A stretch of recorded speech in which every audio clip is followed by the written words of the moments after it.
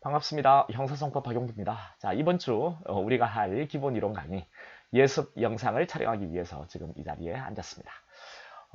벌써 4주가 지났고요. 이제 남아있는 4주가 남았습니다. 이런 예습 영상을 촬영하고 여러분이 이런 예습 영상을 활용하게끔 하는 이유가 어디에 있다고요? 여러분이 조금 더 기본 이론 강의를 집중해서 듣게끔 하기 위한 그런 노력이다. 우리의 노력이다. 라고 했죠. 저는 이렇게 강의를 하는, 그리고 여러분은 지금 이번 주에 공부할 내용이 어떤 것인지 미리 한번 들어보는 그런 노력. 우리가 10분이나 한 20분 가까이를 활용해서 실제로 강의를 들으면 훨씬 더 잘 들릴 수가 있거든요. 그래서 우리 끝까지 한번 최선을 다해 보도록 합시다. 자, 지금까지 우리 했던 내용이 이런 내용들이었습니다. 우리 4단계 우리가 공부를 했거든요. 이게 2편이었습니다. 그죠? 이게 끝나고 그 다음에 기소를 우리 지난주에 공부를 마쳤어요. 그죠? 기소 부분 3편. 자, 이번 주에는 여러분 공개재판 단계로 들어갈 건데 이게 4편입니다. 여기에서는 우리가 공부할 내용이 뭐냐면 먼저 심판의 주체 있죠. 예, 법원요. 법원의 구성원들이 이제 법관이잖아요. 예, 법원을 공부할 거고 공격의 주체인 검사를 공부할 거예요. 그리고 이 피고인 있죠. 피고인은 방어의 주체거든요. 이렇게 소송의 3주체를 공부하는 시간이 이번 주 여러분이 공부할 내용이다 라고 생각하시면 돼요. 그런데 이 법원 있죠. 법관하고 검사는 법을 아는 전문가죠. 그죠? 그런데 소송을 이끌어가는 3주체 중에 피고인이라는 이 주체는 법을 잘 몰라요. 그죠?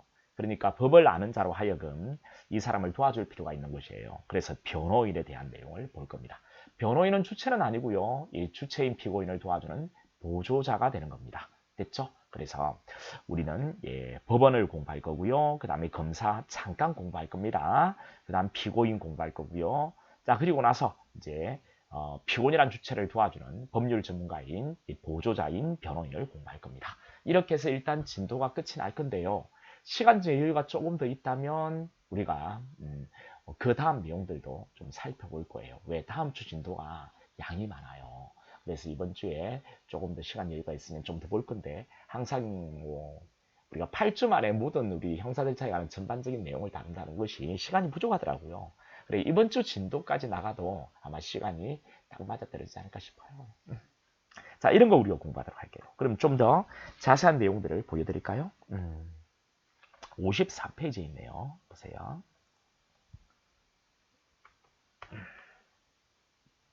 54페이지입니다, 여러분. 여기서 일단은 잠깐 이제 법원을 본격적으로 공부하기 전에 이제 법원의 구성을 잠깐 살펴봐요. 여러분 여기 지방법원 보이시죠? 지방법원. 그 다음에 기소가 되고 나면 기소받은 지방법원을 수소법원이라고 한다 했죠. 예, 수소법원 보이죠? 이 수소법원의 구성은 여기 만약에 법관 3명이 앉아 재판한다 했을 때 가운데 앉아 있는 사람을 재판장이라 하고요. 양쪽 옆에 앉아 있는 사람을 합의부원 또는 배석판사라고 합니다. 제가 입이 말라서 물 조금 먹을게요.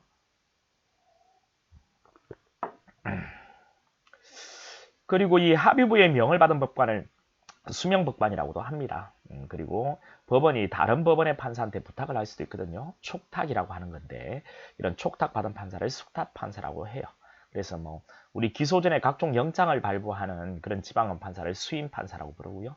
우리가 어떤 일을 하느냐에 따라서 그 법관에게 이름이 주어지는데 이런 이름이 주어진다는 거예요. 자, 이런 것 뭐 참고로 간단하게 이제 볼 거고요. 그리고 넘어가서 이제 우리 법원에서는 기본적으로 무엇을 공부할 거냐면요.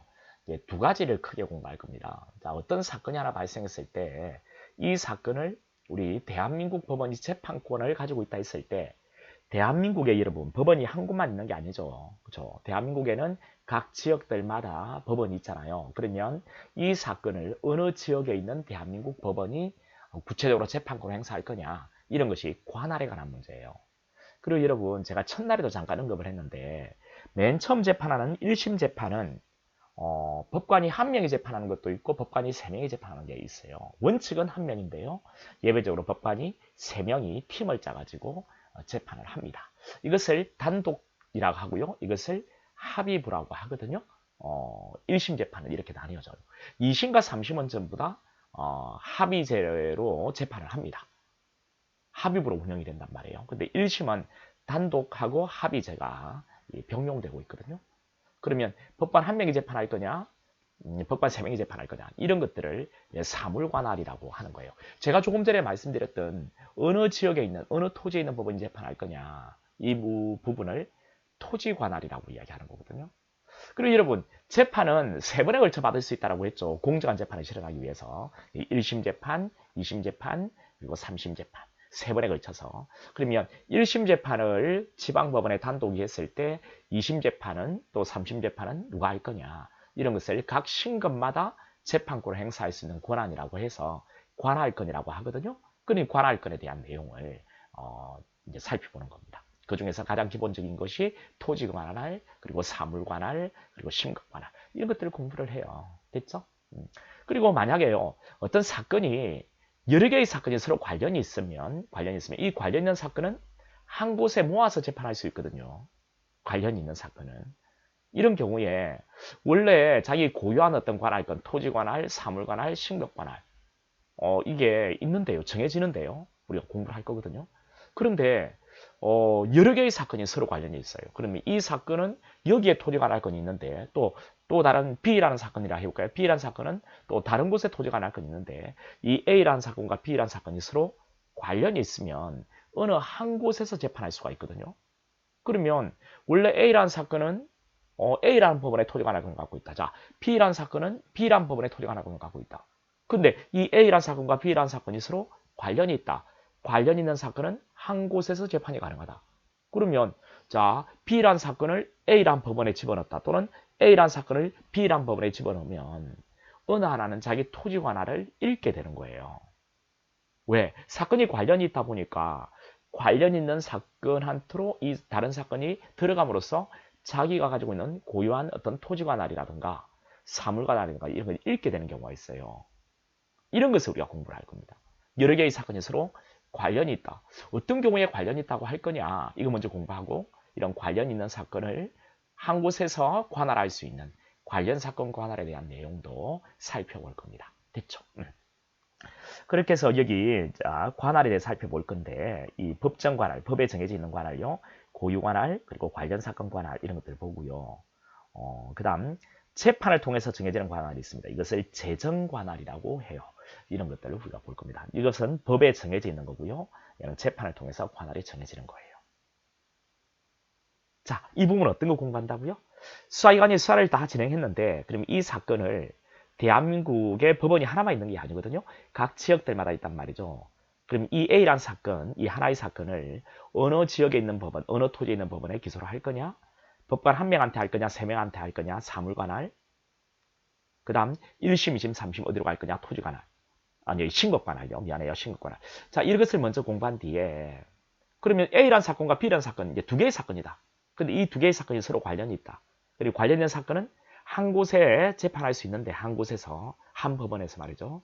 그러면 이런 관련된 사건을 병합해서 관할할 수 있는 곳이 어디냐. 그리고 병합해서 심리하는 그런 절차에 대한 내용들을 살펴볼 거예요. 재밌겠죠. 자, 그 다음에 재판을 통해서 관할이 정해지는 것을 보고요. 자, 이렇게 해서 관할에 대한 내용을 쭉 공부를 할 겁니다. 이게 끝나고 나면 그 다음에 우리가 공부할 게 법관의 채척, 기피, 회피라는 것을 공부할 거예요. 이게 뭐냐고요? 이거는 만약에 관할 법원이 정해졌습니다. 관할 법원이 정해졌는데 그 관할 법원의 구성원이 뭐 피해자하고 또는 피고인과 친척인 거예요. 가족이란 말이에요. 친구란 말이에요. 그러면 불공평한 재판에 우려가 있잖아요. 그죠? 우리 공정한 재판을 해야 되는 거잖아요. 그럼 공정한 재판을 하기 위해서는 법원 구성원들이 공평한 이치에 있는 자들로 구성이 되어야 될 겁니다. 그렇겠죠, 여러분. 그래서 법원 구성원들을 공평한 이치에 있는 자들로 구성을 하는 방법. 이것을 우리가 공부할 건데, 그게 제척 기피, 회피라는 제도이거든요. 이런 것을 우리가 공부할 겁니다.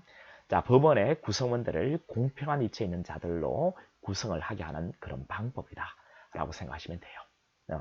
그 제척은요, 불공평한 재판을 우리가 아주 높은 사유를 미리 정해놓고 이 사유에 해당되면 법률에 의해서 당연히 배제가 되는 것을 제척이라 하고요. 기피는 이런 제척 사유가 있음에도 불구하고 또는 이런 불공평한 재판의 우려가 아주 높은 7가지 사유 말고 또 불공평한 재판에 혹 우려가 있는 자가 재판부의 구성원이 됐을 때 검사나 피고인의 신청을 통해서 재판을 통해서 그 법관을 배제하는 방법, 이게 기피라는 거고요. 회피라는 것은 불공평한 재판에 우려있는 법관이 자기가 재판부에 구성이 됐을 때 자기 스스로 자기를 빼달라고 신청하는 거죠. 그래서 재판을 통해서 불공평한 재판 우려 있다라고 한다면 법원이 빼주는 거, 이것을 배제하는 거, 이것을 회피라고 합니다. 이런 내용들을 우리가 먼저 공부를 할 겁니다. 이렇게 하고 나면 이제 법원이 끝나는 거예요. 네, 법원을 끝내고 기피, 그리고 이제 피고인을 공부할 겁니다. 피고인. 검사에 대해서는 간단하게 언급을 할 건데 그렇게 중요하지 않아요. 예, 검사에 대해서는 간단하게만 언급을 할 겁니다. 검찰 쪽에서는 조금 더 양을 넓히도록 하고요. 우리가 경찰직을 강의할 때는 아주 간단하게 이야기를 할 거예요. 중요하지 않거든요. 자, 이 피고인에 대해서 이제 볼 건데 피고인은 중요합니다. 이제 피고인은 먼저 무엇을 공부할 거냐면 피고인 특정에 관한 문제를 먼저 살펴볼 거예요. 이 특정은 뭐냐? 여러분 그 갑이란 자가 범죄를 범했고요. 네, 검사가 수사를 갑에 대해서 진행하고 갑을 기소하고 공장에 갑을 적고 갑이란 자가 법정에 나오면 이때는 피고인을 특정할 문제가 전혀 생기지 않아요. 여기 보세요. 자, 갑이란 자가 범죄를 범했죠. 검사는 갑을 수사하죠. 기소할 때 공소장에 갑을 적죠. 법정에 갑이 나온다면 피고인은 갑이기 때문에 특정의 문제가 생기지 않는데 어느 경우에 문제가 생기냐면 자, 갑이란 놈이 범죄를 범한 거예요. 검사는 갑을 수사를 진행합니다. 그런데 이자가 의뢰 신분증을 제시를 했습니다. 그래서 의뢰 이름으로 공소장에 표시가 된 거예요. 그리고 법정에는 갑이 나온 겁니다. 그러니까 공소장의 표시가 피고인 표시가 을로 되어 있는 거죠. 이런 경우에 누가 피고인인지 피고인을 특정해야 되는 문제가 생긴다는 겁니다. 됐죠? 자, 이것을 성명 모용 소송이라고 합니다. 성명을 도용했다는 거죠. 이것을 이제 공부를 할 거고요. 또 하나는 여러분 검사는 갑이란 놈이 범죄를 했다고 생각을 합니다. 그리고 공장에 갑을 적었습니다. 근데 법정에 누가 나왔냐면 을이 나온 거예요. 을이 갑으로 위장해서 출석을 했다는 거죠. 이런 경우에도 피고인이 누군지를 밝힐 필요가 있겠죠. 정할 필요가 있겠죠. 이걸 위장 출석이라고 하거든요. 이런 경우에는 피고인 특정의 문제가 생깁니다. 이 특정의 문제를 먼저 공부를 할 거예요. 아시겠죠? 이것도 재밌겠죠? 자, 이게 공부가 끝나고 나면 이제 피고인은 유죄가 확정되기 전까지는 무죄로 추정이 되거든요. 무죄 추정의 원칙에 대해서 살펴볼 거예요. 유죄 판결이 확정이 되기 전까지는 무죄 추정되거든요. 이것을 우리가 볼 겁니다. 무죄 추정, 유죄 판결 확정 시까지다. 그리고 무죄 추정 원칙은 헌법에 규정이 있기 때문에 헌법상의 원칙이고, 그래서 이제 무죄 추정 원칙 위반인 사례들, 위반이 아닌 사례들이 쭉 나옵니다. 이런 것들도 좀 언급을 해드리고요. 우리 무죄 추정은 여러분 헌법과 소송법에 다 있는데요. 피고인만 규정이 있습니다. 피해자는 무죄 추정이 안 되느냐? 여러분 피고인도 무죄 추정이 된다면 피해자도 당연히 무죄 추정 되겠죠? 근데 법에는 없고요. 해석상 무죄 추정이 되는 거예요. 이런 내용들도 한번 살펴보도록 할 거예요. 법 조문을 보면서. 그 다음에 피고인에게 주어져 있는 진술 거부권을 그 다음으로 볼 거예요. 진술 거부권. 모든 국민에게 다 보장되어 있는 거예요. 우리 1주차에도 잠깐 언급을 했었습니다. 뒤에 가서 공부한다고. 그 뒤가 지금 여기에요. 진술 거부권은 모든 국민에게 보장되어 있는 기본권이거든요. 네, 그 범위에 대해서, 그 진술 거부권에 대해서 우리가 볼 겁니다. 진술 거부할 권리니까 진술만 거부할 수 있겠죠. 그럼 진술이 뭐냐? 이런 것들도 우리 헌법재판소가 이야기한 거, 이런 내용들을 또 볼 거예요. 진술 거부권은요, 기본권인데 그 진술 거부권이 있다는 것을 사전에 고지를 받을 권리 있죠. 이거는 기본권이 아니에요. 이거는 법의 규정이 있을 때 고지하는 거거든요. 만약에 고지하지 않았다면 어떻게 될 거냐? 이런 문제가 생기겠죠. 이거는 위법이니까 그 진술은 증거를 못한다. 뭐 이런 이야기들도 우리가 진술 거부권 부분에서 다 공부하도록 할 겁니다. 이게 끝나고 나면 우리가 공부할 게 이제 피고인을 도와주는 변호인에 대해서 살펴볼 건데요. 이 변호인은 개인적으로 선임하는 게 원칙이에요. 개인사를 써서 사선이라고 하거든요. 이 사선 변호인이 원칙이거든요. 이 변호인 선임에 대한 내용을 볼 겁니다. 뭐 선임권자를 보고요. 그리고 선임이 될 수 있는 피선임자에 대해서 살펴보고요. 뭐 변호사 중에서 선임을 하겠죠. 원칙적으로. 그 다음에 선임의 방법들도 볼 거예요. 여러분이 나중에 혹 사건에 연루가 됐을 때 변호인을 선임하는 어떤 방법들, 또 선임을 했을 때 효과도 살펴볼 거거든요. 이게 끝나고 나면은 그 다음에 공부할 것은 개인이 선임한 게 아니고요. 국가가 변호인을 선임해 줄 수 있습니다. 법원이 변호인을 선임해 주는 경우도 있거든요. 이것을 국가가 선임했다 해서 국선 변호인이라고 부릅니다. 이 국선 변호인에 대한 내용도 볼 거예요. 여기에서는 제일 중요한 게 여기 나오는 선정 사유입니다. 그 선정 사유를 먼저 쭉 볼 거예요. 설명해 드릴 거예요. 그리고 선정의 절차들, 그리고 국선 변호인의 수는 몇 명으로 할 거냐. 피해자 피고인 한 명한테 국선 한 명을 붙여주는 게 원칙이에요. 근데 예외가 있거든요. 이런 내용들도 한번 볼게요. 예, 선정, 뭐 고지에 관한 내용들, 그리고 선정 결정, 예, 선정의 법적 성질, 뭐 선정을 했다가 이걸 취소하는 사유가 있거든요.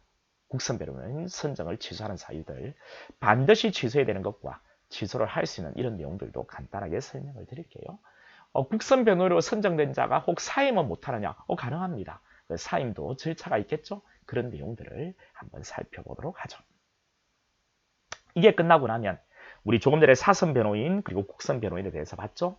이네들이 가지고 있는 지위 그리고 권한에 대해서 살펴볼 거예요. 변호인은 보호자의 지위가 가장 1차적이고 1순위 지위는 맞지만 변호인도 공익적 지위가 있거든요. 그래서 진실 업무라는 게 있어요. 진실 업무에 대해서도 한번 살펴보고요. 변호인이 가지고 있는 권한들 그리고 접견교통권 되게 중요하거든요. 우리 앞에서 공부했죠. 이거 보고 특히 여기에 초점을 둘 겁니다. 변호인의 기록 열람 등사권. 변호인은 각종 기록을 열람 등사할 수 있는 권리가 있는 거예요. 열람 등사. 기록 열람 등사. 왜?